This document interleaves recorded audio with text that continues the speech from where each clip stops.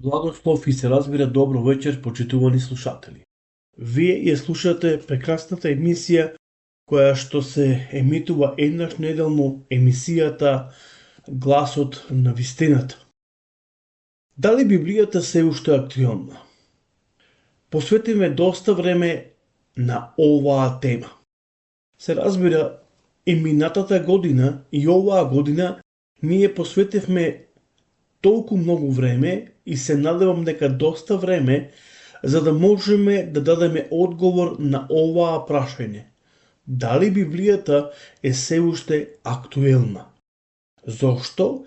Затоа што таа е најстарата книга и денеска современиот човек кој смета дека е толку напреден и живее во овој модерен свет размислува дали таа стара книга е се уште актуелна и дали воопшто ни е потребна на секого еден од нас.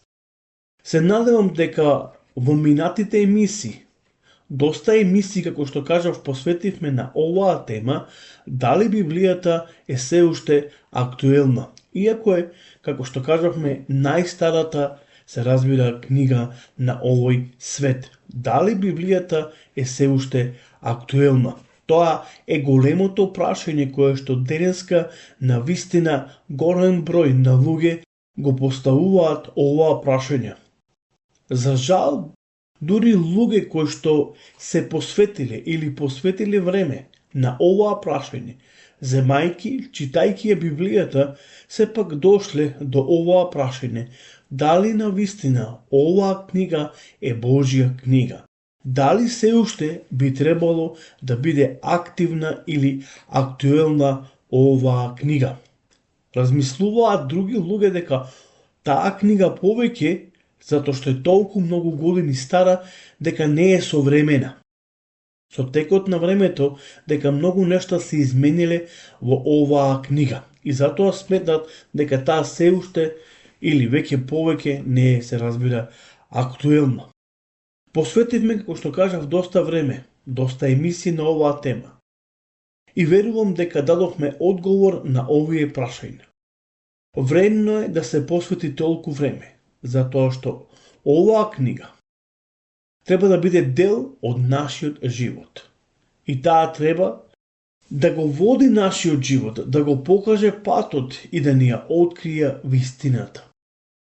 Клучот за вистината е во Библијата, во оваа книга или во оваа стара книга, но сепак се разбира актуелна книга. Светото писмо е најактуелната книга. Таа има најголем број читатели и следбеници. Библијата е дел од нашето добро утро, добар ден или добро вечер. Кога ќе го читаме Словото Господово, ќе откриеме дека Бог сака, и тоа е неговата воља, Библијата, Светото писмо, законот Божи, да биде дел од нашиот живот, да биде дел од нас 24/7. Бог не сака од време на време да ја отвораме Библијата и да ја читаме, туку тој сака активно, секојдневно да ја отвораме и да ја читаме Библијата. Еве што вели псалмистот Давид: легнувам, спијам и станувам, зашто Господе, ти ме чуваш.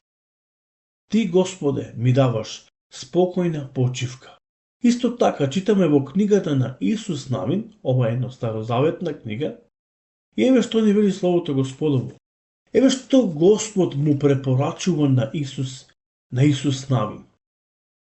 И тој му вели: да не се оддалечува од устата твоја оваа книга на законот, туку поучувај се од неја дејни и ноќе, за да разбереш како ќе го извршиш се она што е напишано во неја. Зашто тогаш ти ќе имаш успех во твоите патишта и умно ќе постапуваш. Повторно Давид во неговиот псалм 119 вели: биди штедар кон твојот слуга, за да живеам и твоето слово да го слушам. Отвори ми ги очите во твојот закон, да ги согледам убавините.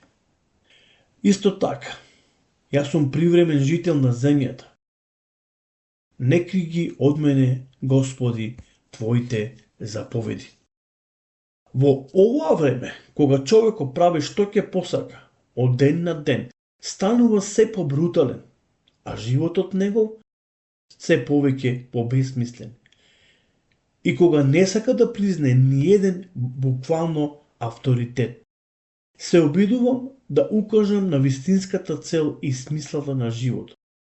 Има само една книга, која не е напишана со човечка мудрост и која може да ни го покаже животот, кој вреди да го живееме. Таа книга се разбира е Библијата или Светото писмо. Еве што вели Исус во Новиот Завет. Вистина, вистина ви велам, кој го слуша словото мое и верува во оној кој ме пратил, има живот вечен и нема да дојде на суд, туку преминал од смрт, се разбира, кон живот. Ако добро ги отвориме очите, ќе забележиме дека многу луѓе се обидуваат да ја подкопат и да го урнат авторитетот на Библијата, но таа, се разбира, е Божи збор. И како таква си останува цврста и неколеблива. Библијата со својот апсолутен авторитет не ја дели позицијата со ниедна апсолутно друга книга. Библијата била дел од животот на Мартин Лутер и без неа не е можно да се замисли. Се што Лутер постигнал било благодарение на неговиот Бог и на неговиот збор Божи. Почитувани слушатели, не заборавајте. Библијата е адвентична, авторитетна, таа е Божи збор. Таа е инспирирана од Духот Свети и водена, се разбира, од Духот Свети. Почитувани слушатели, вам ви преостанува да донесете одлука дали ќе верувате во Библијата дека таа, се разбира, е Божи збор и дека е инспирирана од Духот Свети и дека Бог е автор на оваа прекрасна книга, која што е клуч за вистината. Размислите. Бог ни дава време да имаме можност да размислуваме и, се разбира, да донесеме одлука. Многу важна и многу битна одлука за секого еден од нас оваа вечер. Да размислиме дали ќе ја прифатиме Библијата како Божи збор или ќе ја отфрлиме или пак ќе ја ставиме повторно во нашите библиотеки или пак ќе ја ставиме негдека, се разбира, настрана. И ќе разбериме дека таа не е потребна и дека нема никакво апсолутно вредност за читење. Но не заборавајте, во нејзе се крие вистината. Таа е клучот за вистината. Затоа што денеска голем број на луѓе се трагачи по вистината. Почитувани слушатели, и сите вие кои што се трагачи по вистината, по смислата на животот, мојот совет оваа вечер е тоа да ја земите Библијата во вашите раце и да почнете да читате. И да се молите и да барате од Бог да Тој ви ја открие вистината и, се разбира, смислата на животот. Но сепак, изборот е ваш, одлуката е ваша. Вие сте тие кои треба да донесите одлука и да направите, се разбира, избор во вашиот живот.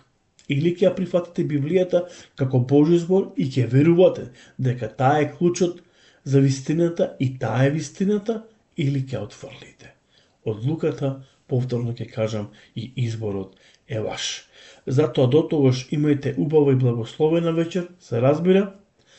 Господ нека биде со вас, Бог нека ве благослови и се слушаме до наредната емисијата Гласот на вистината. Се разбира, со нова свежина, со нови теми кои што ќе бидат и ќе донесат еден одреден благослов во нашиот живот.